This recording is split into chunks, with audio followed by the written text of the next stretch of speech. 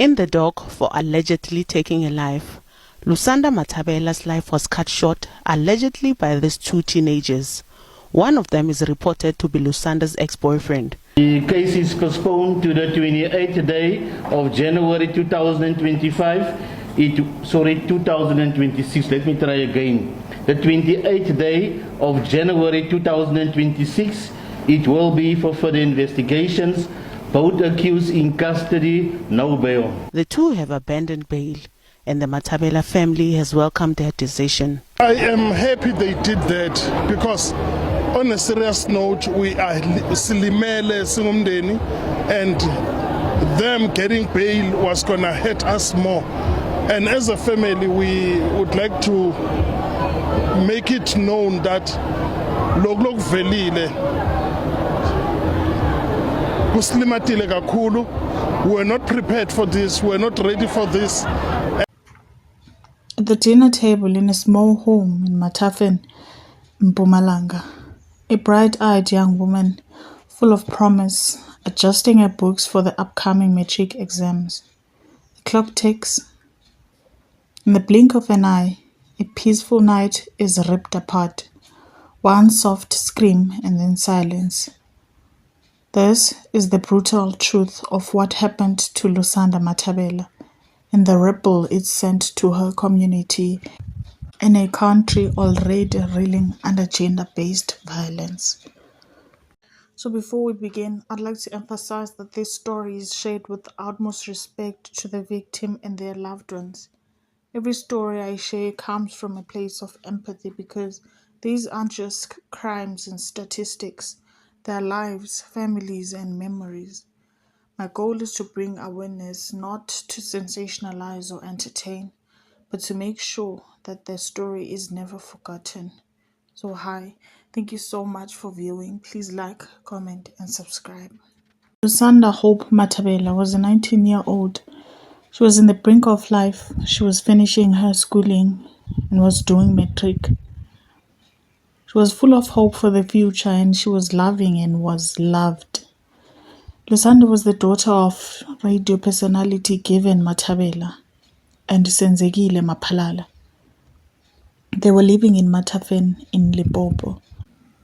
Her father described her as the light of his life, his joy, and the reason to keep going. Her mother described her as her laughter, her heart, and her friend. Her mother later shared that she had told her that she felt uneasy after a breakup with one of the accused, that she had discovered that he was stalking her through social media. She said she never said it was violent, but he was keeping tabs on her on Instagram.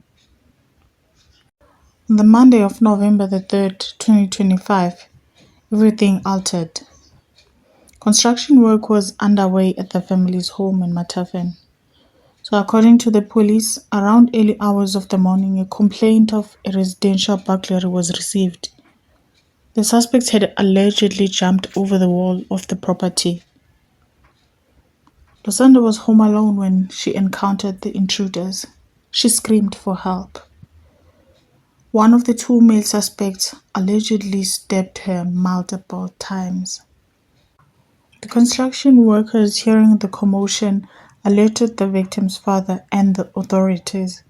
Heartbreakingly, she was found lying in a pool of blood when the emergency services arrived. One of the suspects had been her ex-boyfriend, and the other one was a friend of his. A quiet home, a brutal breach, and a life extinguished.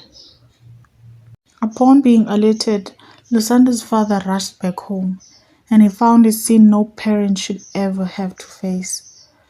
She had been brutally stabbed inside her home. Two suspects were later identified as Katlego Mokoena and Lungelo Sithole, both 18 years old. They were arrested and charged with murder. They appeared in the Nelspruit Magistrate Court, and their bail hearing was set for November the 12th. The brutality of the crime, the youth of the victim, the youth of the perpetrators, and the fact that it happened within her home, this all makes this case a jarring shock The suspects appeared in court on the 12th and they abandoned their bail. So they remained behind bars and the case was postponed to January 2026 on the 28th. So they will remain behind bars until then for the next hearing, and the investigations are still underway. For the family, the grief is raw. In a public letter given, Matabela wrote, "My heart feels like it's been torn out of my chest. The pain of losing you is deeper than anything I've ever known. I'm so sorry I couldn't protect you, child." This case has in fact become not only about one young woman but a flashpoint in the fight against gender-based violence in the country. Family has vowed to follow the case to its conclusion and make sure Lusanda's life isn't forgotten. They say her life mattered and there will be justice for her. This is bigger just one case. It's a reflection of the dangers many women in South Africa face, even within their homes. The violation of sanctuary, the betrayal of trust, and the unchecked violence of someone so young. Lusanda's story demands more than just sorrow, it demands change. And we are honestly not doing enough to protect women in this country. Not when it's this mess. Our justice system needs to improve. Are calling for justice. So we know cases are being opened, they go to court, but then they take long to be completed in court. So we are saying let's make sure all the cases of gender-based violence are attended to timelessly, and we need to make sure that we know it's cases that are prolonged, then the survivors even lose a focus. So we are saying the justice system must speed up those cases so that at the end of the day we see justice prevailing to all survivors of gender-based violence. Meanwhile, plans are underway to coordinate and monitor the implementation of strategies aimed at combating GBVF crisis in the province. And we want to call to the national government to say we demand that there should be a declaration of this GBVF as a national disaster, so that the resources are therefore directed into the Department of Justice as well as SAPS, so that they deal with this crime seriously, because GBVF is no longer a normal crime. Our children are dying, our women are being killed for no apparent reasons.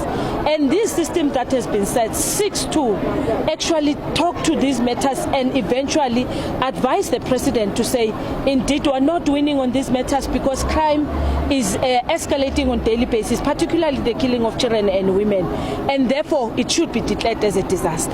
Hashtag Women for Change is calling for national shutdown over the gender-based violence and femicide. May Lusanda's soul rest in peace, and may her story continue to remind us the importance of awareness, compassion, and justice. Thank you for watching, and thank you for remembering her. Lastly, please help spread awareness by liking and sharing, and also comment if you'd like to suggest a case I should cover, or if you'd like to add or ask anything regarding this case. Thank you. I'll see you on the next one.